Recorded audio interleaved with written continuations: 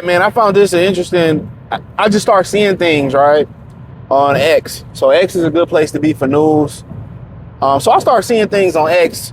I think the first thing I seen was about Shamar Stewart and Mike Green. Okay, so those are the first things I started seeing about. And you might be like, "What do you mean? What you start seeing?" Like I seen Shamar Stewart. You know, he held out, and like his numbers are pathetic. I'll try to remember to put him on the screen. But I think he's missed some games too. Mike Green, who, you know, a lot of Lions fans wanted out of Marshall, sacked Massa, you know what I'm saying? I think he got one sack, or at the time he had one sack. All right, I'm like, I'm gonna get around to a video, right? So then again this morning, this is a couple weeks ago I seen this stuff. Then this morning, I seen Abdul Carter. We kind of talked about moving up for him, hearing the hype, the next Micah Parsons. And shout out to the Vikings, man, fans. They showing me love on Facebook. So yeah, that link's in the description. Shout out to y'all, right? So, you know, I'm scrolling through X again. They talking about Abdul Carter. I think he recorded 0.5 sacks. Now maybe Thibodeau and Brian Burns is playing more minutes than him or more snaps than him, but he got 0.5 sacks. So as far as helping out in 2025, I think we got to put some respect on Brad's name. Now, 2 or 3 years down the line, it might be different. But Brad passed on jumping up for a pass rusher, getting a pass rusher, and I think the guy that he was going to target was James Pierce. And right now, you know, ain't none of them doing pretty good. You know, Shamar Stewart was locked into us on mock drafts for a minute. And the thing about Shamar Stewart coming out of Texas A&M, he had amazing talent. He reminded you of Josh Pascal, you know, as far as almost getting there to get the sack, but doesn't get the sack. You know, he was more of a disruptor. He's more of like John Stockton, Isaiah Thomas, Magic Johnson, Jason. He's a setup guy. He makes a lot of penetration and plays where somebody else make the plays, but he just doesn't make the splash plays. His measurables were outstanding. You know, on the field, you know, you just see him make a lot of almost plays. He didn't have the production. So they were drafting him based on we can coach him up and get him to produce. And right now, you know, it might take some time. He's not producing. Abdul Carter, he was coming out. He was the guy. He was the next Micah Parsons, Penn State sack master. You know, he was supposed to get a lot of sacks and stuff. And right now it hasn't worked. You know what I'm saying? With guys like, Brian Burns and Kayvon Thibodeau playing next to them, or sharing minutes, and maybe that's probably what it is. He ain't been able to, you know, find a rhythm, or he breaking bread with those guys, and maybe that's why they didn't trade Kayvon Thibodeau, or if they were looking to trade him, the price was so high. Because right now, Abdul Carter ain't figuring out. But some guys, you know, at the back in the day when they was coaching, and I think this still may be true to a certain extent, especially amongst, you know, mature coaches. It's like, you know, if you didn't practice, if you didn't have great practice habits, you couldn't get in the game. And there's some guys who don't just practice. In my Allen Iverson voice, just practice. But there's some guys that they're just better game time player. They can play in game. They don't take practice serious.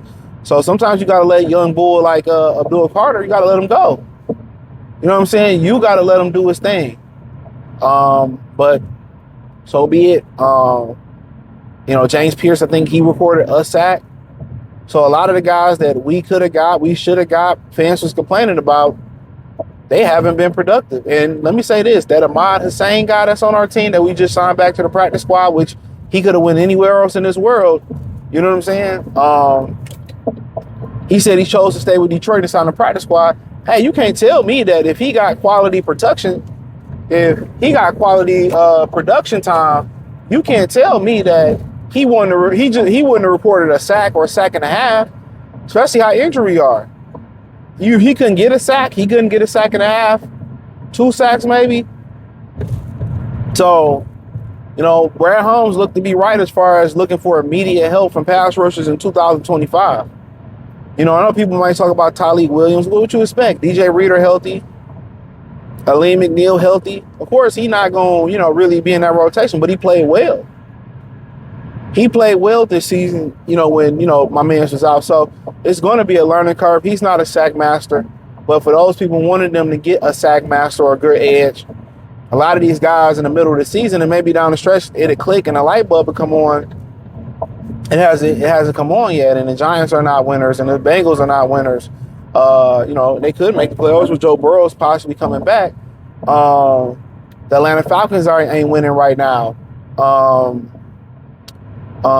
Giants, Falcons, and the Baltimore Ravens, they starting to turn it around, defensively, but they kind of not been good this year defensively with Mike Green down there. So I don't seem like Brad Holmes, we're going to trust his eye. You got to understand, too, and I tell myself this as well, they see things that we don't see as far as characters and going out to dinner and talking to these guys. And they have a template. And I did a short about J-Mo where Brad Holmes said they basically paid him the money because he loves football. He brings good energy. They want guys that come to work and love what they do. You know what I'm saying? Who's passionate about what they do, who take pride in what they do. You know what I'm saying? And that's what you see a lot of people lacking in these times of need. A lot of people, let's take the passion for the job out of it. A lot of people aren't prideful anymore. They don't take pride in their work. They don't take pride in nothing that they do. They slackers. They don't care just because life ain't going right. I knew a story of somebody, bruh, and he was renting a house, and the owner ended up selling the house to him at a good deal. You know why he ended up selling the house? It's because he kept the house in shape. He kept the grass cut. He upgraded the house. The landscaping was beautiful. He added ponds and bird cages, and he cut the shrubs.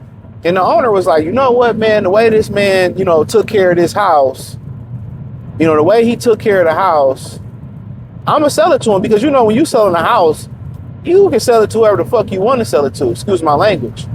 Right? It ain't always about the best offer. And this was a house that this man obviously probably raised his kids in. He seen the way the man took care of the house. So sometimes, and I'm going to say this to all y'all the grown-ass adults, young men, young women. Sometimes somebody might see you take pride in cleaning your car or the way you keep your house, the way you do your job. And guess what? That person might be watching, you may not know. And they might go somewhere else and become a CEO or start a very successful business, and they see the way you work and they see the way you take pride in your job, and they might come and snatch you up. I'm gonna say this, on the way up, it's a lot of people that can stop you on your fall down. It's just the laws of gravity. What goes up must come down. So we all go up. The great Blade Icewood, the Great Lake Ruler, he said it. Nobody boss forever. You just got to know how to maintain. And how you maintain is maintaining strong relationships, treating people the right way on the way up. Don't be an arrogant asshole, because on the way down, those are the people that can break your fall and stop you from falling. So take pride in the work you do. If you work at Subway, if you're doing landscaping, if you got a job you really don't like, you don't know what's going to happen with a team leader, a manager, an employee. I remember it was a particular guy. I was in management for a second, and we worked together at another joint, and we both broke out, right? We broke out around the same time. So I got hired in a little bit before he did. He got in, he was like, man, I didn't know you had the juice like that to be a manager. And, we had a good relationship. I put him in a good position to be successful. I knew the type of work he did. I knew the type of character he was, type of guy he was, bro, solid dude. I put him in a good position, bro, because I knew in this position he was going to do the job. So relationships matter, how you treat people, but also how you do your job, how you carry yourself. People watch how you take care of yourself, how you take care of your animal, how you take care of your kids, how you do your job. Take pride in that, man. Even if you make sandwiches at McDonald's, you don't know what the next person next to you, you don't know where they can be at tomorrow in 10 years, 5 years. You know what I'm saying? So I want to start seeing people take pride in what they do. But we got to trust Brad Holmes because he just got a phenomenal eye. And he can see things that we can't see in these evaluation processes. But hey, check out the Detroit Lions Talk playlist. Hit the link tree. Find me on Facebook, Kick, Twitch. Appreciate the love, support. Video without a roll rant. Hey, it's a good day, huh?